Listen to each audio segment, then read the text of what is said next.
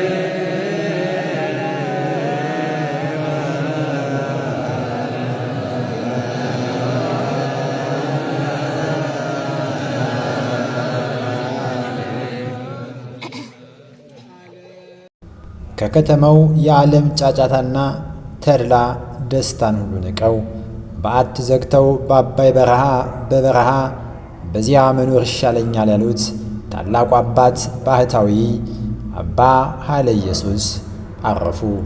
እኒህ ታላቅ አባት ለረዥም ዘመናት አባ ኃይለ ኢየሱስ በአባይ በረሃ ብቻቸውን በዋሻ በበረሃ እግዚአብሔርን በጸሎት በአምልኮ በስግደት በጾም ሰግደት አብዝተው እግዚአብሔርን ሲያገለግሉ ኖሩ። በዕለተ ቀብራቸው በሥርዓተ ቀብራቸው ዶክተር ዘበነ ለማ ከውጭ ሀገር እንዲሁም ሊቀ ሊቃውንት ስምዐኮነ መላክ ብፁዕ አቡነ አብርሃም ልቅሶውን መርተው በታላቅ ሁኔታ ለቅሷቸው ታኅሳስ 3 2018 ዓ.ም ለታኅሳስ 4 በጠዋት ባህር ዳር በሽንብጥ ቅዱስ ሚካኤል ቤተ ክርስቲያን ሥርዓተ ቀብራቸው ተሸኝቶ ሥርዓተ ቀብራቸው ተፈጽሟል። እኒህ ታላቅ አባት በበረሃ ብቻቸውን ኖሩ። ባህታዊ አባ ኃይለ ኢየሱስ ዘሪሁን ታላቅ ተጋድሎን ያደረጉ አባት ነበሩ።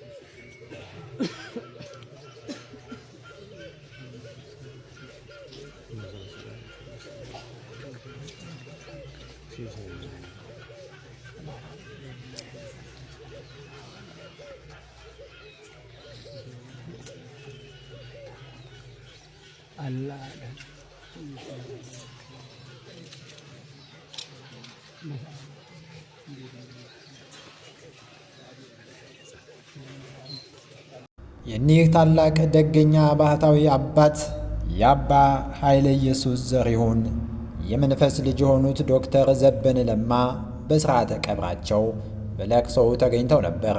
ከብፁዕ አቡነ አብርሃም እንዲሁም ከርዕሰ ሊቃውንት ስምዐኮነ መላክ ጋርም በታላቅ ለቅሶ ምእመኑን ሲያስለቅሱት ውለዋልኝ።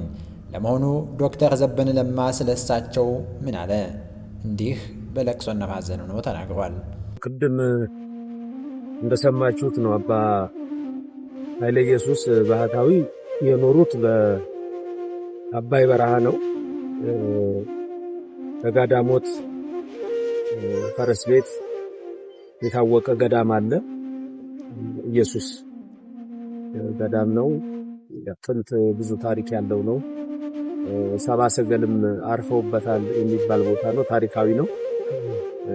በዛ አካባቢ ነው ትውልዳቸው።